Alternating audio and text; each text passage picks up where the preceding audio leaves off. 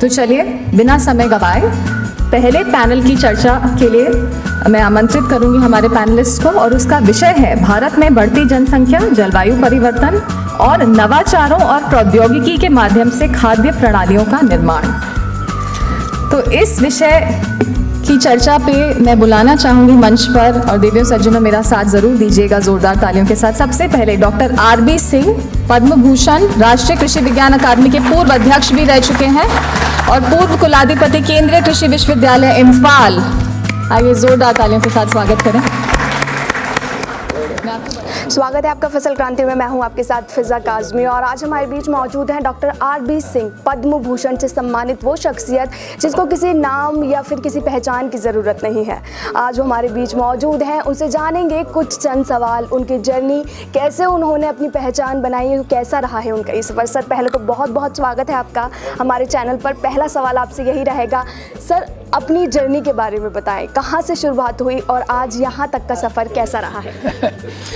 मैं एक किसान परिवार से आता हूँ, गाज़ीपुर ज़िले से। वहाँ मेरा घर है, गांव है। अभी भी हमारे घर पर किसानियत और किसान परिवार है। उसके बाद मैंने अपने गांव से पढ़ाई की हाई स्कूल तक, फिर मैं बनारस में इंटरमीडिएट किया। फिर मैं कानपुर से जो एग्रीकल्चर कॉलेज उन दिनों में था, वहाँ से एमएससी बीएससी करने के बाद फिर मैं सीधे 1961 में अमेरिका चला गया पीएचडी करने, नॉर्थ कैरोलिना स्टेट यूनिवर्सिटी से। उसमें हमको अमेरिकन फेलोशिप मिली थी, तो उसको लेकर के हम चले गए। तीन साल में हमने पीएचडी पूरा कर ली। पीएचडी पूरा करने के बाद मैंने एक पोस्ट के लिए अप्लाई किया पंजाब एग्रीकल्चर यूनिवर्सिटी में, जबकि मुझे अमेरिका में और ऑफ़र्स थे। तो जब पंजाब यूनिवर्सिटी में मैंने ऑफ़र किया तो उस वक्त पीएन थापर साहब वाइस चांसलर हुआ करते थे। उन्होंने मेरा बायोडाटा देखा तो मैंने असिस्टेंट प्रोफेसर के लिए अप्लाई किया था। उन्होंने कहा कि नहीं, आपको एसोसिएट प्रोफेसर और हेड ऑफ़ कॉटन बनाएंगे हम। तो ऑल यूल बी सरप्राइज, तो उन्होंने मुझे economic botanist cotton, head of cotton department and associate professor का अपॉइंटमेंट ऑफ़र किया। I could not believe it, लेकिन फिर भी मैंने कहा, उनसे वो कंफर्म किया कि is it A true appointment.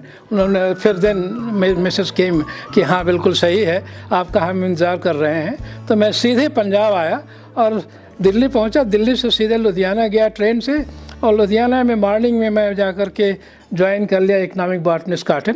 वहाँ मैं 5-6 महीने काम किया तो देखा कि वहाँ की ज़मीन कॉटन के लायक नहीं है। तो मैं उसको छोड़ करके कहा कि मुझे हिसार कैंपस ट्रांसफ़र कर दीजिए। तो मैं हिसार आया, और हिसार में मैंने बहुत बड़ा cotton farm, experimental farm establish किया, और वहाँ से कई वेराइटीज़ हमने डेवलप की, और वहाँ हमारे स्टूडेंट्स बहुत अच्छा काम करते हैं।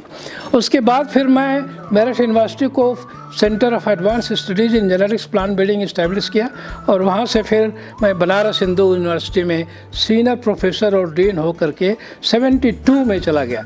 मैं एट द एज ऑफ 28-29 मैं फुल प्रोफेसर, सीनियर प्रोफेसर बना था। भगवान की कृपा से मेरे ख्याल से इस एज पर 28-29 पर यूनिवर्सिटी का full professor at place like Meerut और बनारस हिंदू यूनिवर्सिटी ज़रा मुश्किल होता है, लेकिन मुझे भगवान की कृपा से ये मिला।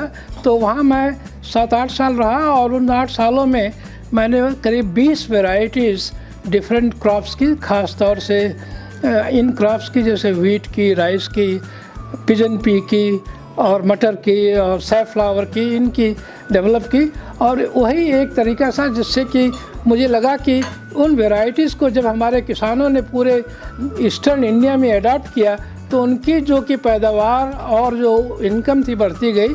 तो मुझे लगा कि मेरा बनारस आना मुझे ग्रीन रिवॉल्यूशन को भारतवर्ष में ईस्टर्न इंडिया में ले जाना था, जो कि तब तक ईस्टर्न इंडिया में ग्रीन रिवॉल्यूशन नहीं पहुंचा था। तो मैं ग्रीन रिवॉल्यूशन ईस्टर्न इंडिया में पहुंचाया और ले गया। उसके बाद फिर मैं यूनाइटेड नेशंस में FAO में चला गया। FAO में मैं 17-18 साल रहा, बैंकॉक में और रोम में, और वहाँ तरह तरह की हमारी वो थी एक्टिविटीज़ थी। तो पूरे रीजन को, पूरे एशिया पैसिफिक को, जो कि वर्ल्ड का मोर देन 55% पोर्शन है, वहाँ मैंने काम किया। 38 बल्कि 40 कंट्रीज़ हमारे रीजन में थी। फिर रोम में तो पूरा विश्व ही साथ में आ गया था। तो मेरी जर्नी ये रही। उसके बाद फिर मैं IERI जो इंडियन एग्रीकल्चर रिसर्च इंस्टीट्यूट है, उसके डायरेक्टर पर इनवाइट किया गया, उसको ज्वाइन किया और उसको ज्वाइन करने के बाद पूसा में 7 साल रहा और पूसा की जितनी नई वैरायटीज़ आप राइस की, वीट की, जो कि इस देश को सबसे बड़े खाद्यान्न से पूर्ति दी है, वो सारी वैरायटीज़ यहाँ से डेवलप की, कराई, एग्रोनॉमिक प्रैक्टिसेस। और आप समझ लीजिए कि पूसा इंस्टीट्यूट आज विश्व का एक सबसे माना जाना सबसे बड़ा इंस्टीट्यूट माना जा सकता है। और उसकी जो कि हमने पर्सपेक्टिव प्लान और रिपोर्ट बनाई, वो इट वाज एडजस्ट कि वो नंबर 1 थी कंट्री में। और पूसा इंस्टीट्यूट भी कंट्री का पहला अवार्ड, जो कि बेस्ट इंस्टीट्यूट अवार्ड होता है, हमारे ज़माने में 1996 में उसको मिला। तो ये सारी चीज़ें, ये मेरी जर्नी रही है। तो ये तो है हमारे साथ डॉक्टर आर.बी. सिंह, पद्म भूषण से सम्मानित, जिन्होंने बताया उनकी जर्नी कैसी रही है, क्या कुछ बदलाव उन्होंने देखे हैं किसान से लेकर कृषि, एक किसान परिवार से बिलोंग रखने वाले, और कृषि क्षेत्र के हर बदलाव को उन्होंने देखा है। आप जुड़े रहिए फसल क्रांति से, हम आप तक कृषि से संबंधित हर जानकारी पहुँचाते रहेंगे।